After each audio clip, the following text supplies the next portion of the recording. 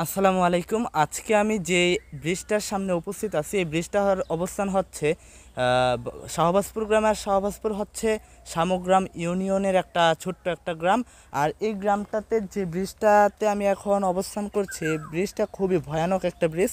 এই ব্রিজটি বিপজ্জনক হওয়ার প্রথমত কারণ হচ্ছে এটি খুবই পুরাতন, অর্থাৎ যে কোনো মুহূর্তে ভেঙে পড়তে পারে। এই ব্রিজটি দিয়ে মানুষ প্রতিনিয়ত আসা যাওয়া করে তাদের নিত্যদিনের প্রয়োজনে, এবং প্রায় দুর্ঘটনার কবলে পড়ে অনেকেই, ফলে গুরুতরভাবে আহত হয়।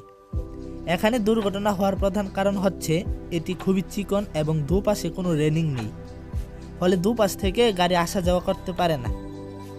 এমনকি এই রাস্তাটি খুবই চিকন, খুব সহজেই দুটি গাড়ি আসা যাওয়া করতে পারে না। আর ব্রিজটির ওঠানামার পথটিতে মোহর বিদ্যমান এবং খুবই উঁচু, ফলে অনেক সময় গাড়ি ব্রিজটির সাথে থাকা পুকুরে পড়ে যায়। আই হোপ আজকের ভিডিওটি ভালো লাগছে, আর ভালো লাগলে ভিডিওটি অবশ্যই শেয়ার করবেন যাতে যথাযথ কর্তৃপক্ষের দৃষ্টি আকর্ষিত হয়।